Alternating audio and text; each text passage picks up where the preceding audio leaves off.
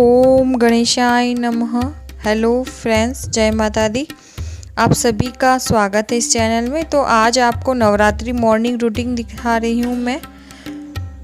तो सुबह उठकर मैंने मुंह हाथ धो लिए थे और अपने दीपक को, जो कि मैंने रात को ही देखती हूँ, उसके बाद में सुबह मैं देखती हूँ गुल हटा दिया था। और फिर मैं फूल और कुछ पत्तियाँ वगैरह तोड़ने चली गई थी और उसके बाद में वापस आकर मैंने स्नान किया।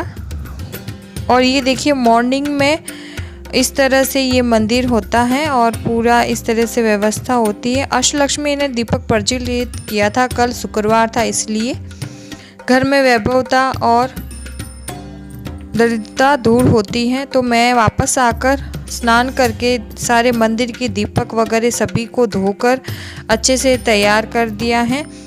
अब यहाँ पर मैंने ये सारी फूल और ये सारी पत्तियाँ तोड़कर आई थी मैं, और स्वच्छ जल भर लिया है। और यहाँ पर अब मैं यहाँ पर सफाई कर रही हूँ, जो कि मैं झाड़ू से नहीं कर रही हूँ, मैंने कपड़े से लिया है और कपड़े से ही सारी सफाई कर रही हूँ। इसी तरह से हमें करना चाहिए। जहाँ माता रानी को बिठाया है, हमने स्थापित किया है, वहाँ हमें झाड़ू नहीं लगानी होती है, हमें कपड़े से ही साफ़ सुथरा करना होता है। इसके बाद में अब मैं सारे दीपक होंगे उन सभी को मैं स्वच्छ कपड़े से पानी को साफ़ कर लूँगी। और इतना कचरा निकला है जैसा कि आपको दिखाई है, तो इनमें सब में मैंने बातियाँ सेट कर ली हैं और दीपक को तिलक लगाकर तैयार कर दिए हैं। तिलक लगाने से सुंदर भी लगते हैं और उनका पूजाकरण भी हो जाता है। तो मैंने इनमें सभी में अक्षत छोड़ दिए, दीपक को खाली कभी ना छोड़े। और एक लोटे में जल भर लिया है, जिससे हम सभी भगवान जी को स्नान करवाएंगे। और उसके अंदर मैं फूल डाल दिया है। फूल की जगह आप दरुआ भी डाल सकते हैं स्नान करने के लिए। और इसी तरह से मैंने सारे दीपक को प्रज्वलित कर लिया है। बहुत सुंदर लग रहे हैं दीपक। तो ये अग्नि, जब हम दीपक प्रज्वलित करते हैं उसके साथ स्वाहा बोले। स्वाहा क्या है? स्वाहा अग्नि देवता की पत्नी है। और स्वाहा जब हम यज्ञ करते हैं तब हमसे बोला जाता है स्वाहा बोलिए। तो स्वाहा इसीलिए बोला जाता है, अग्नि भगवान जी की पत्नी का नाम स्वाहा है। इससे अग्नि भगवान जी बहुत प्रसन्न हो जाते हैं। अब हम गणेश जी को स्नान करवाएंगे। स्नानम समर्पयामि, अखंड ज्योत को स्नान करवाएंगे, जयवंती को स्नान कराएंगे, नवग्रह यंत्रम को स्नान करवाएंगे और माँ अम्बे मैया को, माता सरस्वती को, माता लक्ष्मी को जल से स्नान करवाएंगे, क्योंकि हम अपना वो भाव प्रकट करवा रहे हैं कि हाँ, आपको स्नान करवा रहे हैं। स्नानम समर्पयामि। अब इसके बाद में अब हम वस्त्र अर्पण करेंगे मौली स्वरूप। तो मैं यहाँ पर मौली स्वरूप वस्त्र अर्पण करती हूँ। तो वस्त्र समर्पयामि, गणेश जी को वस्त्र समर्पण करेंगे, कलश वरुण कलश को समर्पण करेंगे, नवग्रह यंत्रम को, अखंड ज्योत को, आप चाहे तो जयवंती को रोज आप वो वस्त्र अर्पण कर सकते हैं। लेकिन यहाँ अब हम माता रानी को वस्त्र अर्पण करेंगे, माता लक्ष्मी को, माता सरस्वती को वस्त्र समर्पण करेंगे। ये हमारा भाव होता है उन्हें वस्त्र अर्पण करने का। जब माता रानी 9 दिन हमारे यहाँ रहती हैं तो सारी व्यवस्था के प्रबंधन हमें ही करना होता है। अब हम यहाँ पर सभी को तिलक लगाएंगे। तिलक में हम गणेश जी को सिंदूर से तिलक लगाएंगे। अगर आपके पास सिंदूर ना हो तो आप कुमकुम से भी तिलक लगा सकते हैं। तो अब हम यहाँ पर सभी को तिलक लगाएंगे। नवग्रहों को चंदन का तिलक लगाएंगे, चंदन केसर का तिलक लगाएंगे। और यहाँ पर मैं तिलक दिखा रही हूँ, बाकी सभी को तिलक लगा नहीं रही हूँ। ये तिलक हमें दिखाने के बाद में एक प्लेट में तिलक लगा देंगे और फिर उस प्लेट में थोड़ा सा पानी डालकर किसी भी पौधे में डाल देंगे, तुलसी को छोड़कर। तो यहाँ पर मैं अखंड ज्योत को, जयवंती को, नवग्रहों को, सभी को तिलक दिखा दिया है। और अब मैं जगदम्बा माता को और माता लक्ष्मी को, माता सरस्वती को तिलक दिखा रही हूँ और उनका तिलक मैं लगाते जा रही हूँ। अब यहाँ पर मैं हल्दी से भी तिलक लगाऊंगी माता को, और आप हो सके तो हल्दी, रोली, कुमकुम तीनों से तिलक लगाएं। तो मैं यहाँ पर हल्दी से भी तिलक लगा रही हूँ। इसी तरह से हमने सभी को तिलक लगाया है। तिलक लगाने के बाद में आप फूल अर्पण करें और गणेश जी को दुर्वा अर्पण करें। मैं भूल गई थी, मैंने बाद में उनको अर्पण किया है, तो मैं आपको दिखाऊंगी किस तरह से। तो अब मैं सभी को इत्र लगा रही हूँ। इत्र यहाँ पर मैं सभी के वस्त्र पर लगा रही हूँ, बाकी सभी के जनेऊ पर मैं इत्र लगा रही हूँ और इनको आईना में भी मैं दिखाऊंगी। देखिए मैं अब इस तरह से आईना दिखा रही हूँ माता को। अब हम यहाँ पर दीपक से धूप दिखाएंगे, सभी को धूप दिखाएंगे, धूपम समर्पयामि कहते हुए। जयवंती को, अखंड ज्योत को, वरुण कलश को, गणेश जी को, नवग्रह को, माँ जगदम्बा को, लक्ष्मी माता को, सरस्वती माता को, सभी को हम धूप दिखाएंगे बड़े प्रेम से, बड़े भाव से। उनकी आँखों में, उनके नेत्रों में देखते हुए हम धूप दीप दिखाएंगे, क्योंकि भाव बहुत ही अहम होता है हर पूजा में। तो इस तरह से हम यहाँ पर धूप दिखा दिए हैं। अब दीप दिखा रहे हैं, सभी को दीप दिखाएंगे। मैं साथ के साथ मंदिर में भी पूजा कर रही हूँ, क्योंकि मैंने दीप प्रज्वलित करने के बाद में लड्डू गोपाल जी को स्नान करवाया और शिवलिंग पर भी जल अर्पण किया है। उसके बाद में मैंने बाकी पूजा की शुरुआत की थी।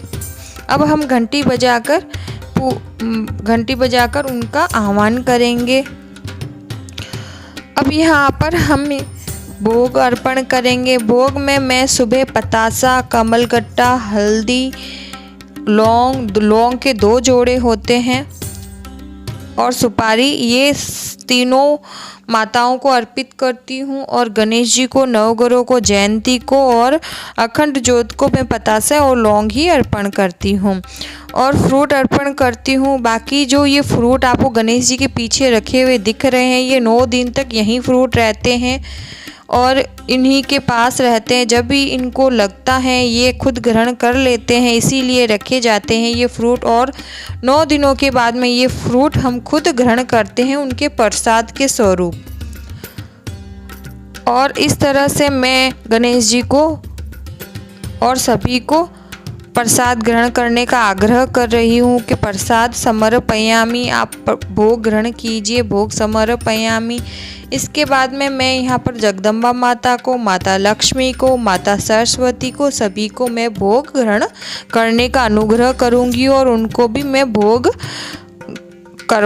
लगवाऊँगी। बड़े भाव और बड़े प्रेम के साथ हमें सभी को भोग लगवाना होता है और उनके नेत्र में देखते हुए हमें उनको भोग ग्रहण करने का अनुग्रह करना होता है। अब मैं पंचमुखी दीपक से उनको दीप दिखा रही हूँ।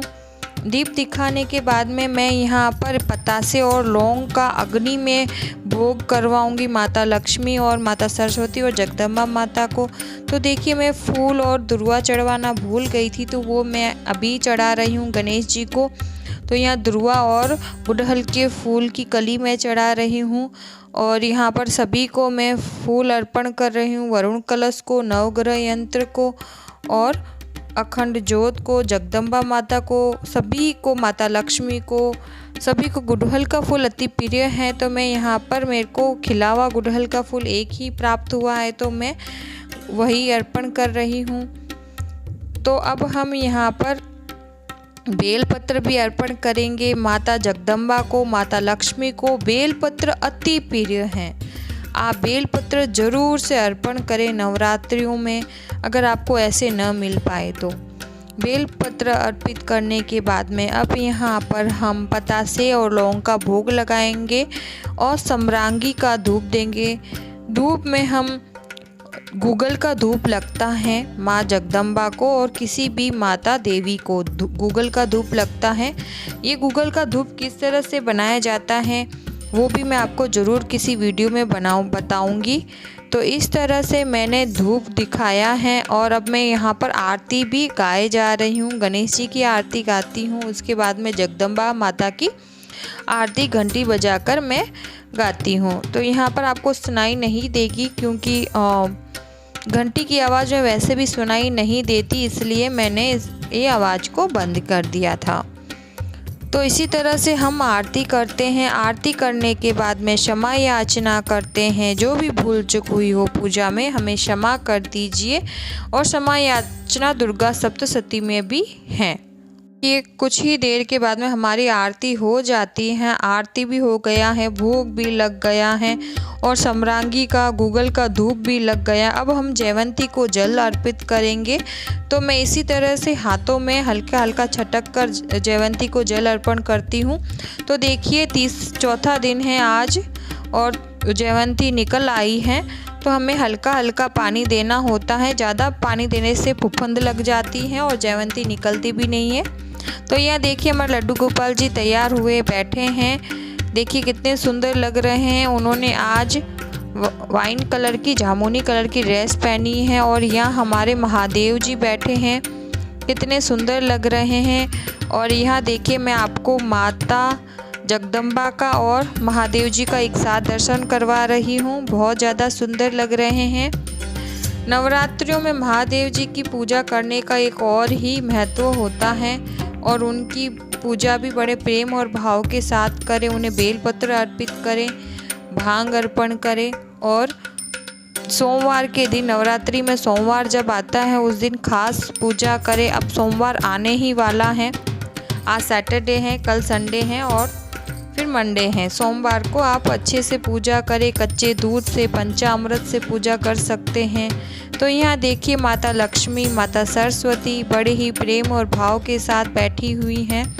बड़ा ही सुंदर और मंत्र मुक्त कर देने वाला ये दृश्य होता है जब मैं सुबह पूजा करती हूँ। मेरा मन ही नहीं करता है यहाँ से उठने का, लेकिन क्या करें, उठना तो व्यवस्था और ज़िंदगी में सभी कुछ करना होता है, बच्चों को भी संभालना होता है। चैनल को लाइक और सब्सक्राइब ज़रूर करें आप पहली बार आए हो हैं तो।